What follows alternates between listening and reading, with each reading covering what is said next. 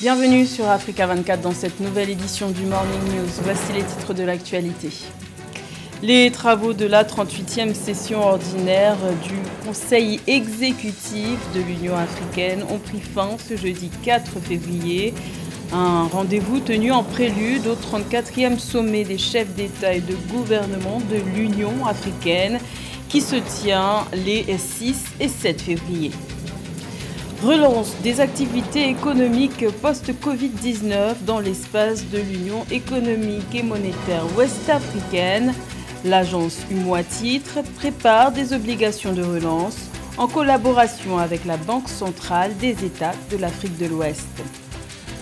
Et l'urbanisation est l'une des priorités du gouvernement rwandais, au même titre que le développement de l'écologie, raison pour laquelle un appui financier de 175 millions de dollars va être déployé pour un projet d'urbanisation verte. Mais tout d'abord, nouveau coup de théâtre en République démocratique du Congo. Le président du Sénat, Alexis Tambwe Mwamba, a présenté sa démission ce vendredi 5 février dans une lettre officielle. En pleine crise politique et visé par une pétition, ce proche de l'ancien président Joseph Kabila a cédé à la pression du camp du chef de l'État, Félix Tshisekedi, sans attendre l'organisation de la plénière convoquée à cet effet. Notons qu'après la décision du Premier ministre Sylvestre Ilunga le 29 janvier, Alexis Tambwe Mwamba était resté le seul grand symbole de l'ère Joseph Kabila à la tête d'une grande institution du pays. L'Union africaine tient son 34e sommet à partir de ce 6 février sous le thème Art, culture et patrimoine, des leviers pour construire l'Afrique que nous voulons. En prélude, les travaux de la 38e session ordinaire du Conseil exécutif se sont tenus à huis clos et se sont achevés ce jeudi. Compte rendu de cette rencontre avec Joël Maribalo. Les ministres des 55 membres du bloc panafricain se sont réunis les 3 et 4 février 2021 à l'occasion de la 38e session ordinaire du Conseil exécutif de l'Union africaine. Cette session virtuelle de 2 jours était consacrée à l'examen d'une série de rapports, dont essentiellement celui relatif à la mise en œuvre de la stratégie continentale africaine commune de lutte contre la Covid-19 et d'exposer autour des activités des différents organes de l'Union africaine au titre de l'exercice écoulé. Cette session également a été marquée par le retour de la République démocratique du Congo dans le Conseil des Nations après une trahison politique tumultueuse ces 5 dernières années. La question humanitaire a été au centre des débats, notamment à travers le renouvellement des instances liées à la Commission des affaires humanitaires en tant que telle. Donc voilà autant d'enjeux et nous estimons que cette session, malgré l'éloignement lié à la pandémie de la Covid-19, cette session a pu aborder des questions brûlantes qui font l'actualité africaine. Au cours de ces 2 journées de concertation, plusieurs points ont été évoqués, notamment le Maroc, qui plaide en faveur de l'harmonisation du travail entre l'Union africaine et les communautés économiques régionales pour la réalisation de l'intégration continentale, et l'appel du ministre sahraoui des Affaires étrangères, Mohamed Salem Ould Salek, pour l'instauration de la paix entre la République arabe sahraoui démocratique et le Maroc. Cette session a été consacrée évidemment à la gestion de l'urgence sanitaire liée à la maladie à Covid-19. Le continent africain, évidemment, allait sur le constat que des inégalités apparaissent dans la distribution de ce vaccin. Donc l'un des enjeux importants a été vraiment l'élection au sein de la Commission des affaires humanitaires. Donc globalement, nous pouvons dire que ce Conseil a tenu les défis les plus importants. La Covid-19 a donné l'occasion de concevoir des réponses innovantes à de nouveaux défis et problèmes auxquels font face l'Afrique. Avec l'acquisition de plus de 600 millions de vaccins, les représentants des États membres de l'Union africaine se disent satisfaits de l'évolution en réponse à la pandémie mondiale et appellent tous les États membres à redoubler d'efforts. Rappelons que cette rencontre des ministres se tenait en prélude à l'ouverture du 34e sommet de l'Union africaine les 6 et 7 février 2021, placé sous le thème Art, culture et patrimoine, des leviers pour construire l'Afrique que nous voulons. Le président camerounais Paul Biya a reçu le 3 février l'envoyé spécial du président sri-lankais au Palais de l'Unité à Yaoundé. Une rencontre axée autour du renforcement de la coopération bilatérale entre les deux pays. Une coopération qui concerne l'énergie solaire, l'électrification rurale ou encore l'agriculture. Nélé Claude Bessa. Promotion des investissements entre le Cameroun et le Sri Lanka. Reçu en audience ce 3 février 2021, l'émissaire sri-lankais Kannanathan Velopillay s'est entretenu avec le chef de l'État Paul Biya sur les axes de coopération dans les secteurs énergétiques et agricoles. Durant cet échange, l'envoyé spécial sri-lankais a indiqué que le Cameroun pourrait bientôt bénéficier des investissements de son pays à travers le développement de l'énergie solaire et l'électrification rurale. Sur le plan économique, nous allons contribuer au développement du secteur énergétique à travers la coopération entre nos deux gouvernements. Du fait qu'il y a des localités qui sont dépourvues d'énergie électrique, cette coopération dans l'énergie solaire favorisera l'électrification rurale. Pour le haut-commissaire sri-lankais, ce pays sud-asiatique ambitionne de travailler économiquement, politiquement et socialement avec l'Afrique. Pour ce qui est des relations avec le Cameroun, le Sri Lanka compte également s'investir dans le secteur agricole à travers une production nationale massive destinée à l'exportation tout en favorisant la création d'emplois pour les jeunes. La coopération avec l'Afrique constitue un axe majeur du gouvernement du Sri Lanka. Nous avons échangé avec le chef de l'État et nous allons collaborer dans les domaines énergétiques et agricoles. Ici, nous travaillerons à développer une production nationale massive destinée à l'exportation, ce qui va représenter une opportunité dans la création d'emplois et générer plus de revenus. Au terme de cette audience, les deux hommes politiques ont évoqué la nécessité de développer le secteur agricole, notamment le segment de la transformation alimentaire.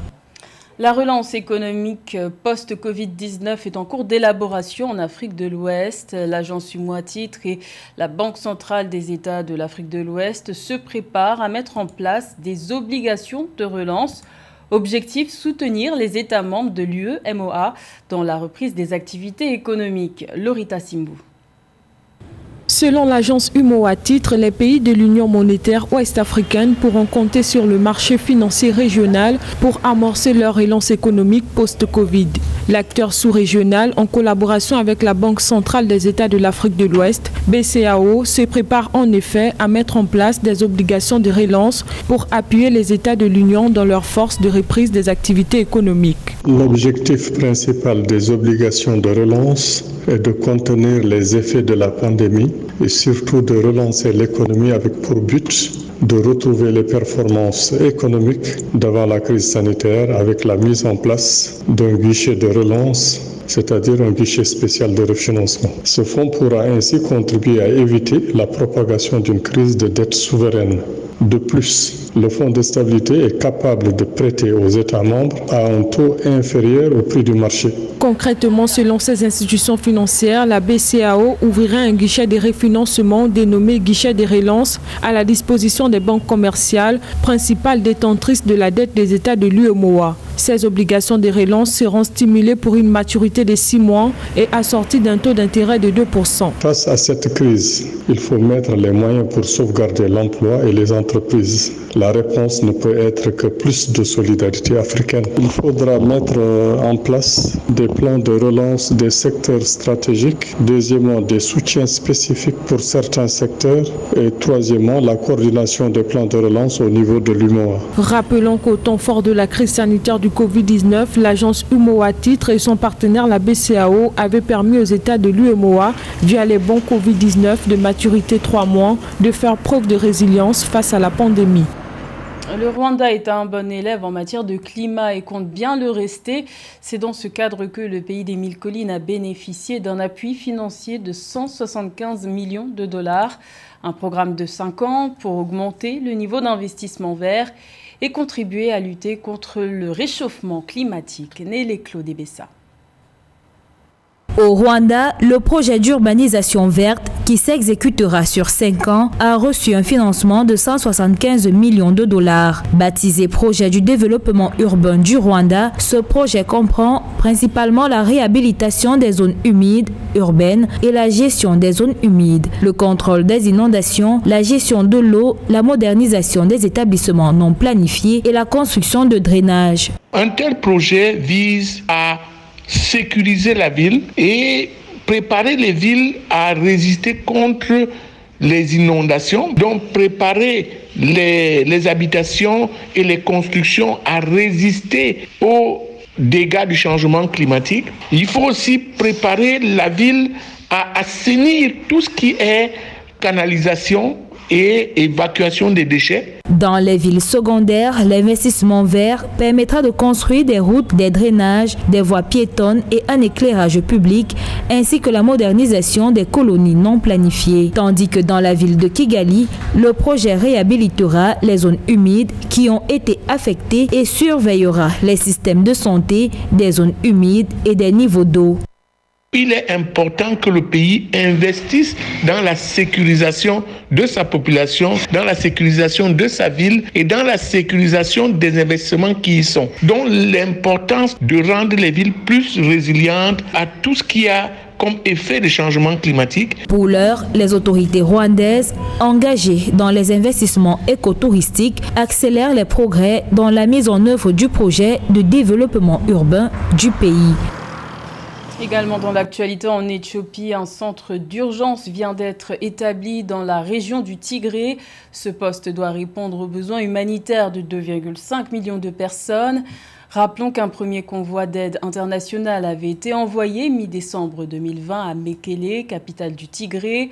Un convoi attendu car la zone était inaccessible pendant des semaines à cause d'une offensive lancée par les troupes fédérales contre le Front de libération du peuple du Tigré en novembre 2020. S'en est suivi des milliers de morts, des centaines de milliers de déplacés et des millions de personnes ayant besoin d'une aide humanitaire en urgence.